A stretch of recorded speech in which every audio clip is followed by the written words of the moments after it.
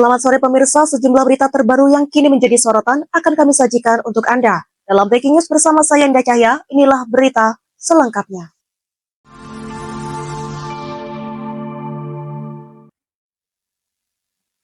Pemirsa, rencana pembukaan jalur longsor Paca Canggar yang disampaikan Gubernur Jatim Khofifah Indar Parawansa pada pekan ini langsung ditindaklanjuti tim BPBD Jatim bersama tim gabungan dengan melakukan evaluasi dan peninjauan ke lokasi longsor.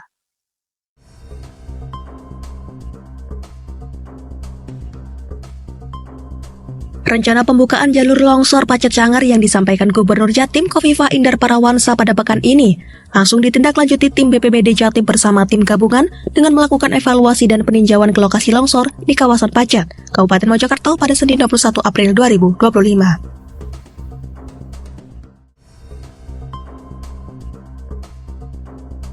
Peninjauan dan evaluasi yang dipimpin Kalaksa BPBD Jatim Gatot Subroto bersama anggota Komisi E DPRD Jatim Suwandi Firdaus ini memutuskan jalur Paca Canggar yang ditutup. Sejak 3 April 2025 akan dibuka secara terbatas pada Rabu 23 April 2025.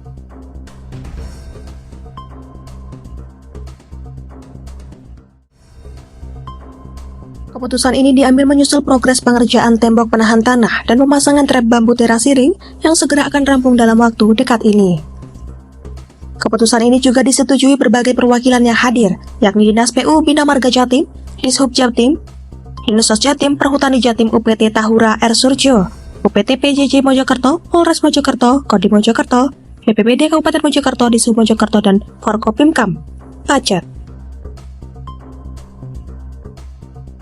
Sebelum dibuka secara terbatas pada Selasa ini, 22 April 2025, akan dilakukan test drive oleh tim gabungan untuk memastikan jalur tersebut layak dan aman saat dibuka untuk umum.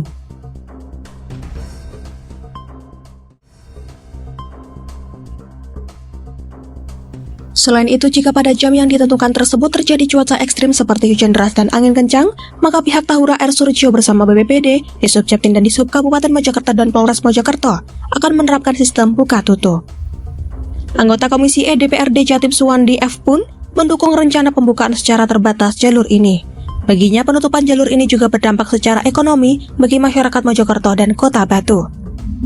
Namun, semuanya tetap mempertimbangkan keselamatan dan keamanan penggunaan jalan. Demikian laporan, Java TV melaporkan.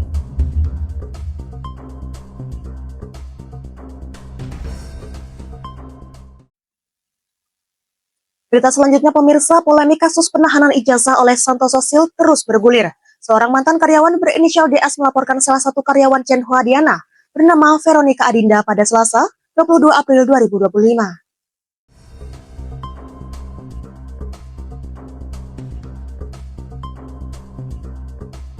Polemik kasus penahanan ijazah oleh Santoso Steel terus bergulir. Terbaru, seorang mantan karyawan berinisial DS melaporkan salah satu karyawan Cenhua Diana bernama Veronica Adinda.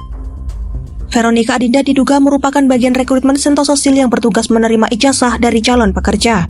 Nama Vero mencuat usai sidak yang dilakukan Wakil Menteri Tenaga Kerja, Immanuel Ebenezer, pada Kamis 17 April 2025 kemarin.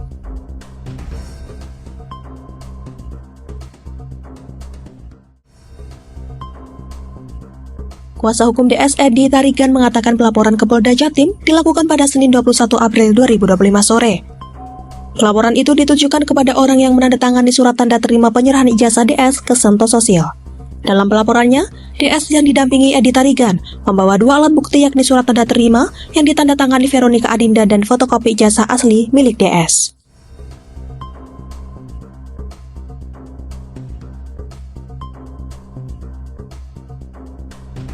Pria yang juga menjabat sebagai Ketua Umum Aliansi Advokat Surabaya Raya menceritakan kliennya pertama kali bekerja di pergudangan Santoso Steel, Jalan Margomulyo 2 pada tahun 2021.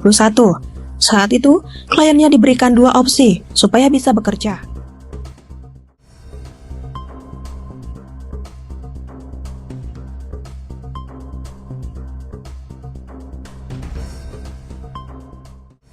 Opsi pertama adalah menahan ijazah asli atau membayar 2 juta rupiah sebagai jaminan.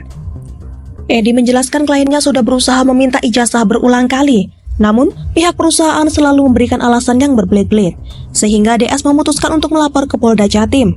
Dalam pelaporannya, DS menjerat Veronica dengan pasal 372 KUHP tentang penggelapan. Ancaman hukuman pasal itu adalah kurungan penjara 4 tahun. Demikian laporan, Java TV melaporkan.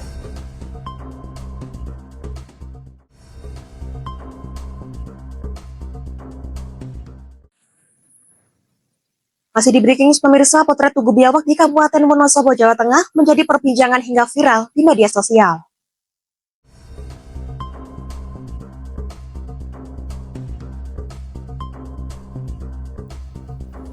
Potret Tugu Biawak di Kabupaten Wonosobo, Jawa Tengah menjadi perbincangan hingga viral di media sosial.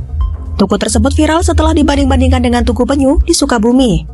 Bukan hanya karena mirip bentuknya yang memang mirip asli, namun juga anggaran yang berbeda jauh. Tugu yang berlokasi di jalur Wonosobo Banjarnegara Turut Desa Krasak, Kecamatan Solomerto ini dinilai memiliki tampilan yang mirip dengan biawak sungguhan. Pembuatan tugu ini diinisiasi oleh pemuda Karang Taruna desa setempat dan pembuatannya dinahkodai oleh seniman asli Wonosobo bernama Arianto.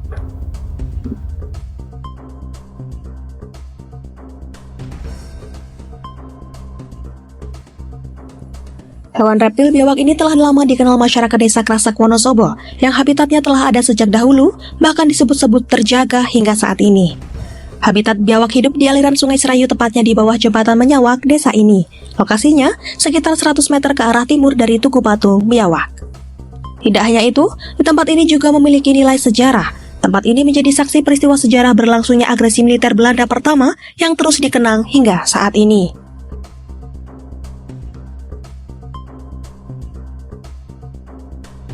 Bupati mengapresiasi hasil Tugu Biawak yang dibangun mendapatkan perhatian positif dari masyarakat luas dan dapat mengangkat nama Wonosobo. Tidak hanya itu, ia juga berterima kasih kepada seniman asli Wonosobo Arianto yang telah mendedikasikan waktu dan tenaga untuk membuat karya yang luar biasa ini. Demikian laporan, Java TV melaporkan.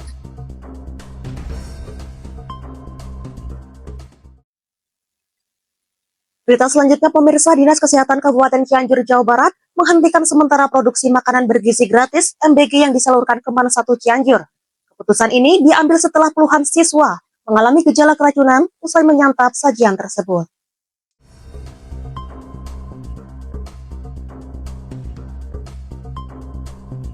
Dinas Kesehatan Kabupaten Cianjur, Jawa Barat menghentikan sementara produksi makanan bergizi gratis MBG yang disalurkan ke MAN 1 Cianjur. Keputusan ini diambil setelah puluhan siswa mengalami gejala keracunan usai menyantap sajian tersebut. Kepala Bidang Pencegahan dan Pengendalian Penyakit P2P Dinas Kesehatan Cianjur, Frida Laila Yahya, mengatakan pihaknya telah mengambil sampel makanan untuk diuji di Laboratorium Kesehatan Daerah.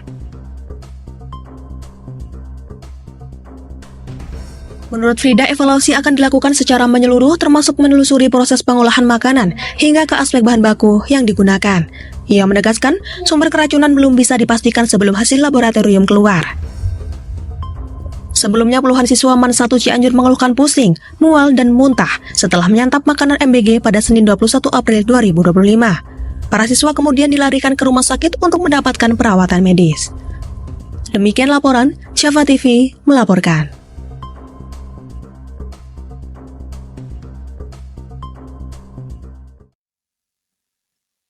Masih di Breaking News pemirsa, gudang Sentosa Sil milik Jan Huadiana yang berada di pergudangan Margomulyo Suri Mulia Permai, Blok H14 Surabaya disegel Pemkot Surabaya pada Selasa 22 April 2025.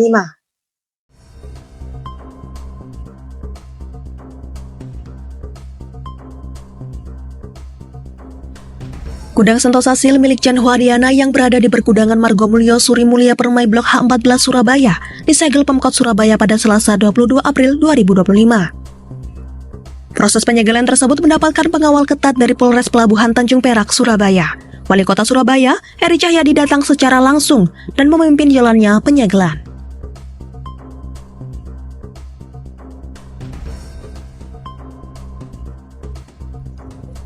Kapolres Polres Pelabuhan Tanjung Perak, Surabaya AKBP Wahyu Hidayat turut hadir dalam kegiatan yang berlangsung sekitar pukul 9 waktu Indonesia Barat.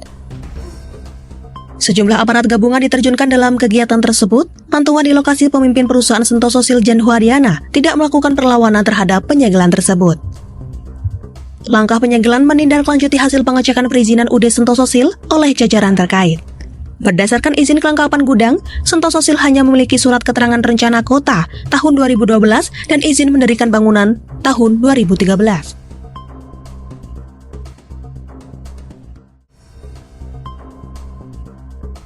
Namun, petugas tidak menemukan data nomor induk berusaha NIB dan tanda daftar gudang TDG di sistem OSS untuk gudang di Jalan Margomulyo Industri. NIB diterbitkan oleh Kementerian Investasi atau Badan Koordinasi Penanaman Modal (BKPM) melalui sistem online Single Submission OSS dan penerbitan TDG dilakukan Menteri Perdagangan.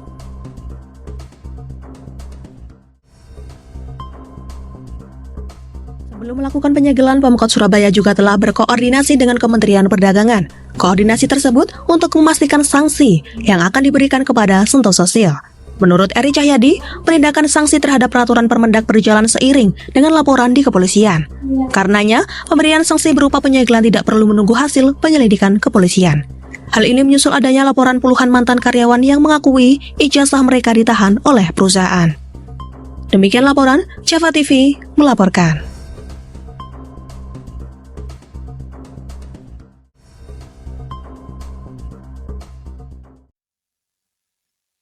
Baik pemirsa, informasi tadi sekaligus menjadi penutup perjumpaan kita hari ini. Saya Indah Cahya dan segenap tim redaksi yang bertugas pamit undur diri. Selamat sore, terima kasih dan sampai jumpa.